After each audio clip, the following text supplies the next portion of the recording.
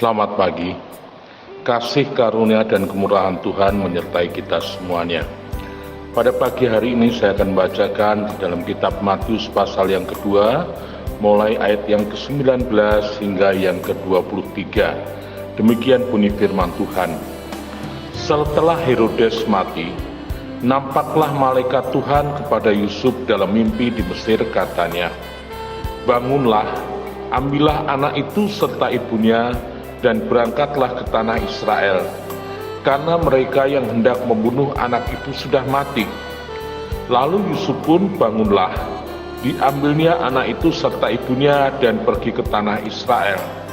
Tetapi setelah didengarnya bahwa Arkelaus menjadi raja di Yudea, menggantikan Herodes ayahnya, ia takut ke sana, karena dinasehati dalam mimpi. Pergilah Yusuf ke daerah Galilea. Setibanya di sana ia pun tinggal di sebuah kota yang bernama Nazaret. Hal itu terjadi supaya genaplah firman yang disampaikan oleh nabi-nabi, bahwa dia akan disebut orang Nazaret.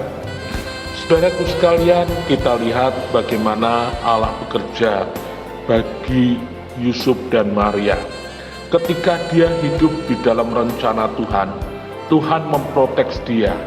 Dia harus pergi ke Mesir menghadapi ancaman Herodes, dan Allah memberitahu, menuntun dia, bahkan mempersiapkan kehidupannya melalui persembahan orang Majus. Demikian juga ketika kondisi sudah aman, maka Allah lah yang memperingatkan kepada Yusuf dan menuntun dia kembali ke Israel. Saudara, Allah begitu merencanakan hidup kita, maka dia pun merencanakan secara detail hidup kita. Walaupun dalam menghadapi ancaman, Allah pun juga memprotek, menjaga, melindungi baik Maria Yusuf maupun bayi Yesus. Saudaraku sekalian, kita ingat bahwa pernah juga seorang bayi yang menghadapi ancaman, yaitu Musa. Bagaimana Musa dipersiapkan oleh Allah untuk menjadi pemimpin bagi bangsa Israel keluar dari negeri Mesir. Maka dikatakan dia lahir ketika ada di dalam ancaman pembunuhan bayi laki-laki Israel. Tetapi Allah memiliki rencana hidup dalam kehidupan Musa, dan Allah memprotek dia sehingga dia pun dapat hidup selama 40 tahun di dalam pendidikan istana. Dan kita lihat bagaimana Allah melindungi Musa. Allah mempersiapkan Musa dengan keterampilan sebagai seorang pemimpin, keterampilan di istana. Dan Allah pun juga mempersiapkan Musa 40 tahun kemudian dengan sikap hidup, karakter yang lemah lembut di padang gurun Median. 40 tahun Musa dengan percaya diri akan kemampuannya menjadi seorang pemimpin. Tapi 40 tahun kemudian Allah juga mempersiapkan Musa dengan satu kerendahan hati, sehingga hidupnya bukan bergantung pada dirinya, tapi bergantung dengan apa kata Allah.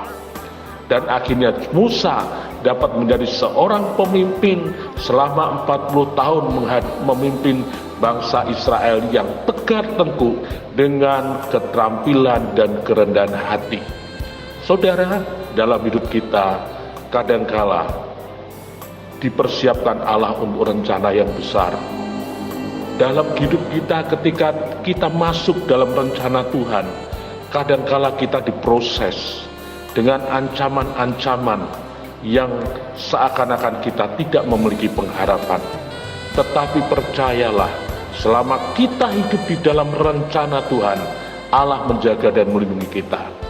Demikian juga kita dipersiapkan Allah, bukan hanya sekedar dengan kemampuan kita, tapi kadangkala pun kita diperhadapkan pada permasalahan hidup, supaya kita belajar untuk tidak bergantung dengan kekuatan kita, tetapi kita belajar untuk bergantung kepada Tuhan, untuk mengerti apa yang Tuhan katakan di dalam hidup kita.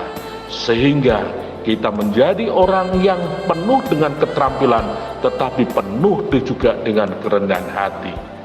Oleh sebab itu, jangan takut, jangan khawatir ketika Allah memproses engkau, karena Allah memiliki rancangan yang indah.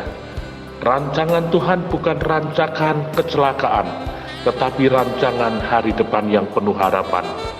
Dan ketika terjadi sesuatu dalam hidupmu, selama engkau hidup menurut firman Tuhan, maka Tuhan pun katakan bahwa Allah turut bekerja mendatangkan kebaikan bagi orang yang mengasihi Dia.